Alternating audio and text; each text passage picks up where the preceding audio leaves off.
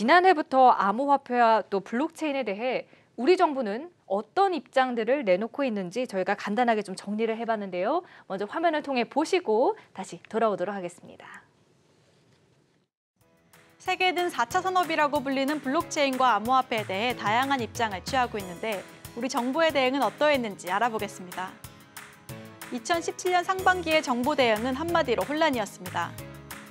1월엔 금융위원회와 기획재정부의 엇갈린 시선이 드러났는데 금융위는 자금 세탁 등의 불법 행위에 대해서는 규제가 필요하지만 금융개혁을 언급하며 암호화폐와 블록체인에 대해 우호적인 입장을 밝혔습니다.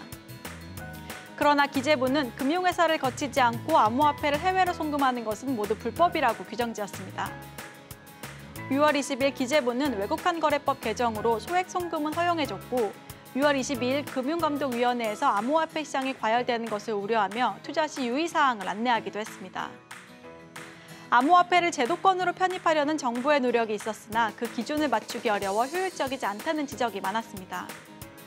2017년 하반기는 암호화폐 시장의 투기가 좀처럼 꺼지지 않자 정부는 좀 더 강력한 규제안들을 내놓았습니다. 9월 29일부터 ICO를 전면 금지했고 12월 13일엔 암호화폐 긴급대책을 발표했습니다. 외국인과 미성년자의 암호화폐 거래는 금지했고 소비자 보호에 초점을 맞춘 정책들과 과세에 대한 논의가 있었습니다. 그러나 이러한 정부의 강력한 규제에도 투기 광풍은 멈추지 않았고 12월 28일엔 정부가 추가적으로 암호화폐 투기 근절을 발표했습니다. 거래 실명화를 통해 거래의 투명성을 강화시키고 관련 범죄는 집중 단속해 엄중히 처벌한다는 내용입니다. 또한 거래소 폐쇄 등 모든 방안을 검토한다는 내용이었는데 당시 비트코인이 16% 급락하기도 했으나 이내 곧 상승세로 돌아섰습니다. 여전히 규제 수위에 대한 정부 부처 간의 엇갈린 입장들이 있었는데 암호화폐 거래를 전면 금지해야 한다는 법무부의 입장과 혁신 성장 측면에서 전면 금지는 어렵다는 기재부와 금융위의 입장이 나뉘었습니다. 2018년 상반기의 정부는 여전히 규제에만 집중했고 암호화폐 시장은 폭락했습니다. 1월 1일부터 본인 확인이 강화된 가상계좌가 도입됐고 1월 10일부터 빗썸 등 유명 거래소에 대한 세무조사를 실시해 거래소 압박에 나섰습니다. 1월 11일엔 거래소 폐쇄안이 포털사이트 검색어 1순위에 올라 투자자들에게 큰 충격을 안겨주기도 했는데 정부의 확실한 입장이 아닌 것으로 밝혀졌고 정보기관 내에서 의견이 갈리는 모습이 보였습니다. 이처럼 정부는 암호화폐 시장에 대해선 지속적으로 규제에 나섰지만 블록체인 산업은 적극적으로 육성하겠다고 밝혔습니다. 6월 21일 과학기술정보통신부는 블록체인 기술 발전 전략을 발표해 2022년까지 블록체인 1조 원 시장을 만들겠다는 계획을 발표했습니다.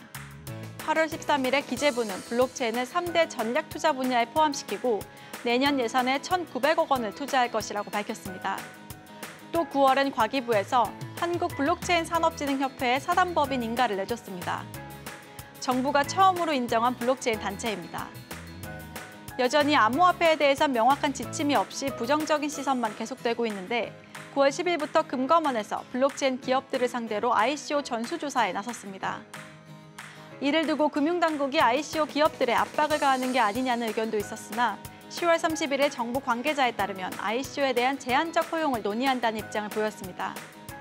현재 블록체인 업체들은 홍콩이나 싱가포르 등 규제가 느슨한 해외에서 ICO를 진행하고 있습니다.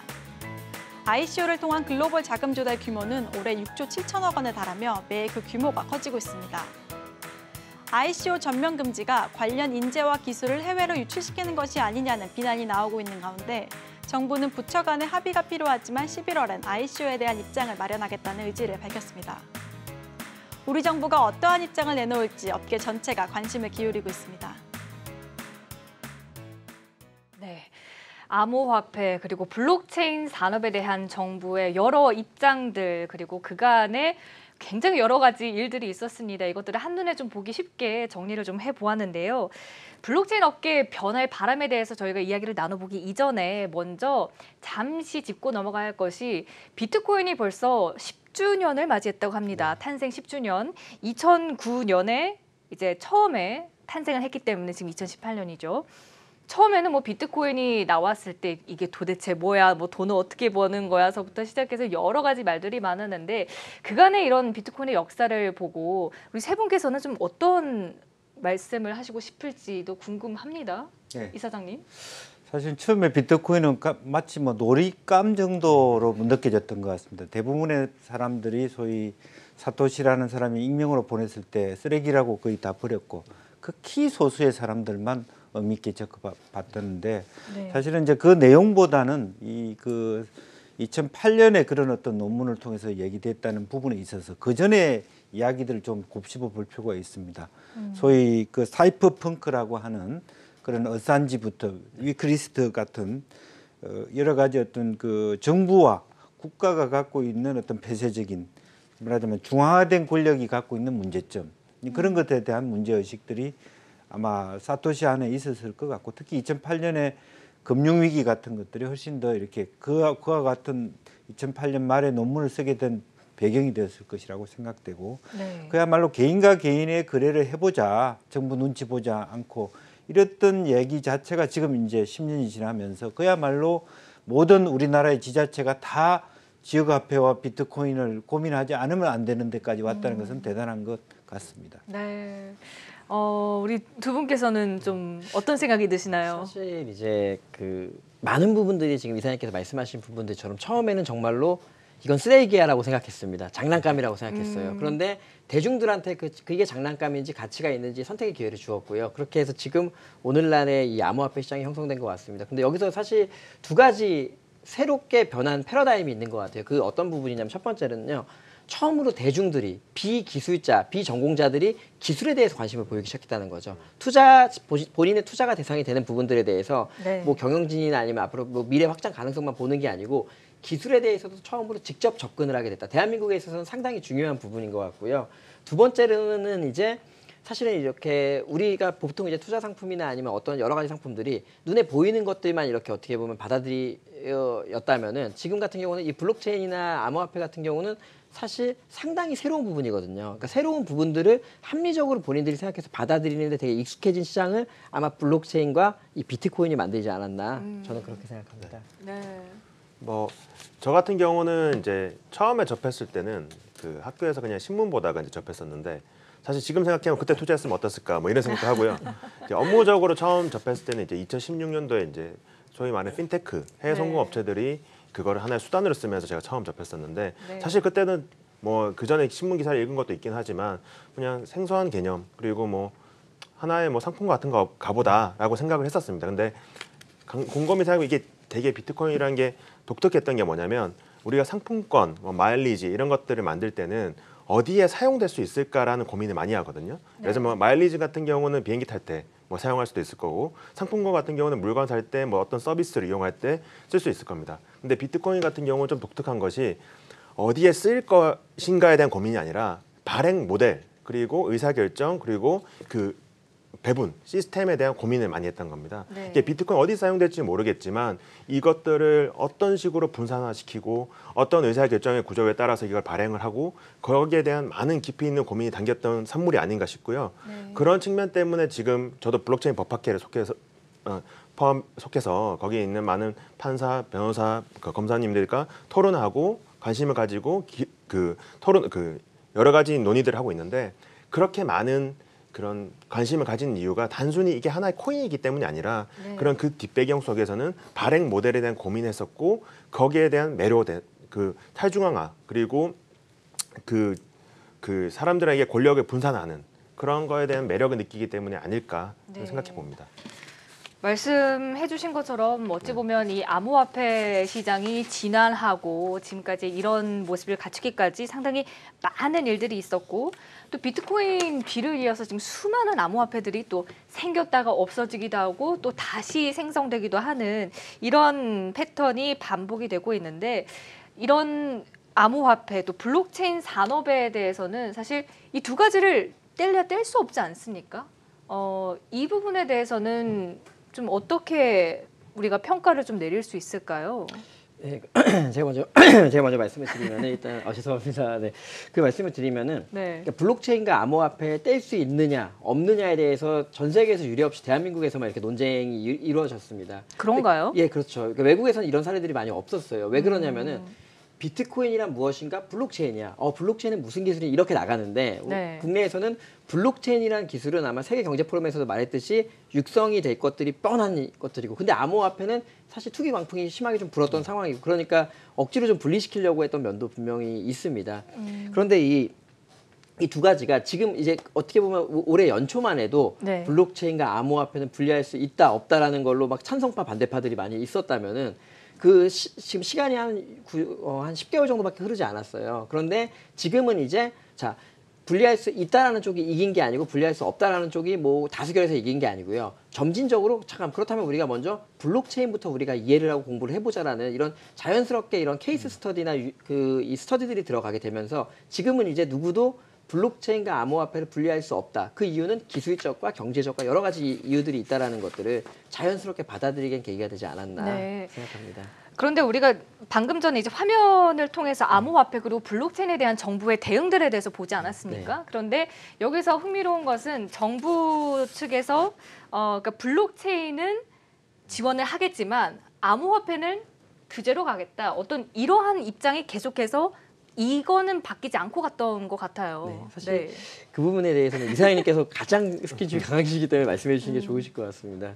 네. 글쎄요, 이제 정말 정부가 참 뭐랄까요, 균형 있는 어떤 이 기술에 대한 이해를 못 하고 있다, 그렇게 봐야 되겠죠. 단적인 예로 예를 들면 우리가 이제 인터넷 시대에 있어서는 전자 우편이 있었다 그러면 지금 블록체인 시대에는 전자 지갑이거든요. 그런데 전자 지갑이 블록체인이라고 했을 때 중요한 것은 전자 우편에 들어온 것은 프린트아웃을 하면 복사본이지만 전자 지갑에 들어간 진본이기 때문에 블록체인 기술이 값이 있습니다. 그 전제가 뭐냐면 지갑이 있으면 뭐합니까? 지갑에 담을 것을 전제로 지갑을 만드는 거 아니겠습니까? 네. 그러면 그게 화폐이고 데이터입니다. 데이터가 돈이고 이제 그런 측면을 봐야만 네. 정말 블록체인 산업을 위해서 뭘 해야 되는지가 명확해질 거예요. 실질적으로 데이터를 개방해야 되고 실제로 토지 대장 같은 것들을 직접 자기가 등록할 수 있게 원스텝으로 하고 정부가 이제 시범 사업으로 발주를 하고 있으면서도 암호화폐는 전혀 다른 것으로 이해한다는 것도 설득력이 전혀 없는 얘기거든요. 그러니까 암호화폐라고 하는 상징성, 그것은 재화인데 그 재화는 정성적 데이터일 수도 있고 나의 의료 데이터일 수도 있고 토지 대장일 수도 있다는 그런 시대가 왔다는 인식 속에서 법 제도를 네. 만들어 가야 되는데 네. 실제로 자동차는 자동차업은 만들어 놓고 주유소는 열지 마라. 그거하고 똑같은 것이라고 볼 수 있겠습니다. 그러면 어찌 보면 지금 이사장님께서 말씀해 주셨던 것처럼 이런 부분을 정부나 이제 정책을 만드는 그런 기관들 쪽에서도 이런 입장을 이제는 이해를 하고 있는 상황인가요? 그렇습니다. 이제 그 동안에는 이제 ICO라는 말을 꺼내지를 마라. 그리고 이제 ICO가 언제 성공한 적이 있었냐 이런 얘기들을 했었지만은 사실은 제가 한 3주 전에 이제는 정부가 저한테도 정확하게 ICO에 대한 자발적인 의사를 표현해 주십시오. 그런 정도로 달라졌습니다. 그렇다면 실제로 정부가 ICO가 뭔지 또 암호화폐가 뭔지 몰랐겠습니까? 그렇지 않았다는 얘기거든요. 그래서 일정 정도 정부가 법 제도를 만드는 시간을 좀 억지로 좀 끌어왔다. 그렇게 판단해야 될 것 같습니다. 그렇군요. 뭐 약간 그 정부가 이제 규제하는 배경을 좀 살펴보면, 그러니까 처음에 그 정부가 발표한 내용 중에 하나가 이제 2017년 9월달 두 차례에 걸쳐서 첫 번째는 저희 증권형 토큰에 대해서는 자본시장법 적용하겠다는 입장을 발표했었고, 두 번째로는 모든 형태의 ICO를 금지하겠다라는 입장을 발표했었는데, 그 연원을 살펴보면 그 이전에도 이 ICO라든가 블록체인 암호화폐에 대한 논의가 사실 정부 내부에서도 있었습니다. 왜냐하면 한국은행에서도 보고서를 수차례 발간을 했었고요. 그런 논의가 있었는데 잘 아시겠지만 2017년 5월 달에 소위 보스코인이 한국에서 ICO를, 그러니까 외국에서 있긴 했지만 한국 사람들이 ICO를 했다는 이야기가 많이 퍼지면서 그때부터 많은 스타트업 벤처 그 기업들이 관심을 가지고 ICO가 무엇인가, 우리도 해야 되는 것이 아닌가, 어떤 열풍이 불었던 물 열풍이 거죠. 불었었죠. 네. 그래서 정부가 다급하게 그때 사기나 유사시 그런 가능성이 너무 높다고 생각해서 일단은 막아놓자. 근데 그 법을 만들거나 아니면 기존에 있는 법을 개정하려면 시간이 너무 많이 걸리기 때문에 일단은 하지 말라고 해놓고, 그리고 난 다음에 한번 우리 개선방을 이야기해보자라는 그런 입장이었습니다. 그때까지만 해도 스타트업 벤처의 영역이었다고 볼 수 있는데 그 이후에 많은 거래소들이 생겼죠. 뭐 업비트도 생기고, 그리고 그 결과로 2017년 11월, 12월부터 엄청난 국민적 광풍이 불었다고 할 수 있습니다. 그것 네. 때문에 정부에서는 처음에는 ICO 관점에 접근을 했다가 그 뒤부터는 어떻게 하면 거래소를 규제할 수 있을까? 그 뒤에 나온 대책 중에 하나가 어떻게 뭐 자금 세탁 방지 가이드라인인데 네. 정부 입장에서는 어쩔 수 없는 측면도 있지 않았나 생각이 듭니다. 왜냐하면 너무나 그 흐름이 빨랐기 때문에 이거를 연구를 하고 천천히 뭔가를 하기에는 조금은 시간이 많이 부족했지 않나 그런 생각도 듭니다. 네. 네. 사실 이제 그 아마 저를 이제 블록체인 1세대라고 하니까 저는 이제 오래전부터 블록체인 업계에 있었습니다. 그렇다 보니까 일반적으로 이 금융이라든지 금감원이라든지 이쪽에서도 지금 말씀하신 대로 블록체인과 암호화폐에 대해 상당히 흥미롭게 보고 있었습니다. 그런데 그들이 생각하는 수준보다 훨씬 더 빠르게 산업이 성장을 했다는 부분들이죠. 그러면서 지금 말씀하신 대로 상당히 많은 피해들이 발생을 했습니다. 그런데 네. 이제 업계에서는 일반적으로 좀 아쉬운 부분이 어떤 부분이 있냐면요. 바르게 잡아 나가는 부분들은 당연한 부분입니다. 조금 우리가 불편하더라도요. 그런데 그런 부분이 아니고 외국 같은 경우는 어떻게 보면 정부의 뭐 과학기술 관련 기관이라든지 이런 데가 딱 이제 그 중심에 서서 그 어떻게 보면 제도권을 쭉 제도화를 시키고 그리고 뭐 개도화를 하게 해나가는데 대한민국 같은 경우는 사실상 세계에 유례없는 법무부에서 계속 이 법무부나 아니면 금융위에서 이런 발언들이 나오다 보니까 이 산업, 그러니까 블록체인을 중심으로 사업을 하고 있는 이런 업계들 자체도 되게 혼란스러워 있습니다. 그러니까 그때 당시에 이제 유행했던 단어가 코리아 엑소더스라는 단어였어요. 그러니까 빨리 탈출을 네. 하자. 이런 단어들이 있었는데 그런 부분들이 약간 저희가 그러니까 한 잃어버린 1년 정도라고 볼 수가 있을 것 같습니다. 그러나 그 이사님께서 말씀해 주신 대로 이제 제한적 허용이라든지 올바른 방향으로 시장이 형성될 수 있게 가이드를 해주신다면은 네. 또 대한민국 특성상 금방 또 따라잡지 않을까 마지막 네. 기회라고 저는 생각을 합니다. 네. 자, 말씀해 주신 것처럼 어찌 보면 이런 암호화폐 시장에서의 열풍이 한풀 좀 꺾이고 올해는 비트코인을 비롯해서 암호화폐 시장이 좀 한산했는데 이것도 역시 과도기 국면으로 봐야 하는 게 맞는 건지라는 질문도 들고 또 앞으로의 전망도 사실 궁금합니다. 계속해서 지금 발전해 가고 있는 상황이니까요. 네. 네. 맞습니다. 그러니까 사실 이제 작년 4월 달부터 시작됐던 것들은 어느 정도 광풍이라고 분명히 말씀을 드려야 될 것 같습니다. 그 당시에는 이제 어떤 부분이었냐면요. 암호화폐 기술이라든지 암호화폐 산업들은 많은 분들이 궁금해하지 않았습니다. 그냥 옆집 분들이 돈을 번다, 뭐 앞집이 돈을 번다 하니까 여기서 그냥 네. 무작정 막 들어가신 거예요. 그러다가 뭐 정부의 발언도 있었고 이제 근데 정부의 발언이 모든 탓은 저는 아니라고 생각합니다. 어떤 부분이냐면요. 그렇게 투자를 하다 보니까 돈을 버신 분들도 있겠지만 돈을 못 버신 분들도 있고 근데 못 버신 분들은 거기에 대한 뭐 미래 가치나 이런 것도 보장을 받지 못하고 한 상태이기 때문에 시장이 약간 소강 국면으로 접어들었다는 생각을 하게 되고요. 그런데 지금도 마찬가지로 해외 같은 경우는 정말 유수의 기업들, 유수의 좋은 아이디어를 가지고 있는 기업들은 지금도 현재 ICO를 성공하고 있고요. 그리고 이제 이 거래소에 상장되어 있는 코인들 같은 경우도 일반적으로 작년에 이제 ICO를 하고 코인이 상장이 되고 그들이 약속했던 그 기술을 입증을 해 나가고 그리고 상용화시키는 기업들 같은 경우는 상당히 좋은 평가를 받고 있기 때문에 지금 작년과 같은 이런 속된 말로 우리가 불장이라고 합니다. 이런 것들을요. 막 네. 매일매일 올라가니까 불장이라고 저희가 많이 했는데 네. 그런 장이 올지 안 올지를 기대하시는 것보다는 정상적인 산업으로 지금 발전해 나가고 있다. 그러니까 이 다음번에는 만약에 시대적으로 정말 좋은 기술들이 많이 등장하기 시작한다면 또 한 번에 이제 호황기가 금방 찾아오지 않을까 저는 그렇게 생각합니다. 네, 어찌 보면 암호화폐, 블록체인 전반 산업에 어떤 전환점이 올 거라고도 볼 수 있을 것 같은데 대기업들도 블록체인이나 또 토큰 이코노미 많이들 들어보셨을 거예요. 블록체인에 관심이 많으신 분들은 이런 토큰 이코노미를 적용하려는 움직임도 속속들이 보이는 것 같은데 이사장님 이에 대해서는 참 많이 또 자문도 하시고 또 네. 경험하실 것 그렇습니다. 같아요. 이제 네. 사실은 국내에서는 솔직히 아직까지 정부 입장이 명쾌하지 않기 때문에 대기업들이 실제적으로 뭐 공공 영역에서의 그 활동들을 하고 있습니다만은 여러 가지 과감한 어떤 블록체인 산업에 뛰어들 수 없는 그런 애매함이 있어요.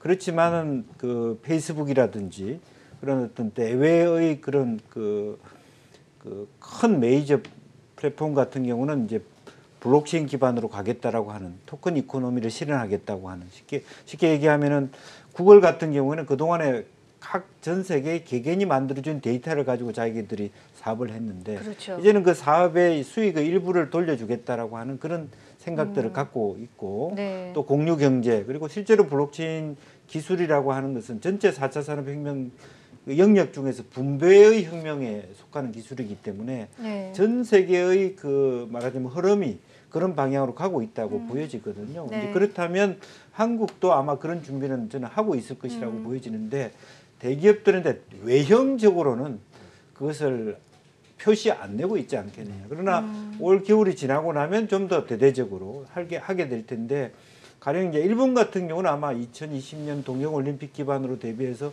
상당히 많은 준비를 실제적으로 드러내놓고 해 나가고 있거든요. 일본은 네. 물론 속도가 우리보다 굉장히 느리는 그런 특성이 있습니다만은 아마 그런 의미에서 2020년을 가까이 가면서 한국 대기업도 그런 데 대한 어떤 말하자면 자극제로서 촉진해가는 계기가 있을 거라고 보여집니다. 한 가지 되게 저희 업계 입장에서 되게 재밌었던 그 상황 중에 하나는 네. 그 김영주 이사님께서 한국 블록체인 산업진흥협회가 사단법인 인가를 받은 딱 첫날에 그 차관회의에 초대를 받으셨어요. 그래서 저는 이제 업계 대표로 나갔었는데 그때 스타트업들은 이제 어느 정도 이제 정부 이런 회의에 들어가면 그러니까 이 느낌상 금기어가 있습니다. 암호화폐 이야기는 별로 하면 안 되거든요. 근데 네. 오히려 그러니까 저희는 소극적으로 뭐 암호화폐도 좋고 블록체인 쪽 육성해 주셨으면 좋겠습니다라고 정부에 건의를 했는데 오히려 그때 참석하셨던 대기업군들은 전부 모두 ICO는 시대적 흐름상 허용을 해야 됩니다라고 오히려 의외의 발언들이 네. 상당히 많이 나온 걸로 봐서는 아무래도 이제 그 대한민국 대기업 같은 경우는 이제 어떻게 보면 로컬라이징보다는 글로벌화를 원하는 기업들이 많을 것 같습니다. 그분들한테는 아마 ICO가 상당히 경쟁력 있는 촉매제로 작용할 수 있지 않을까 네. 생각합니다.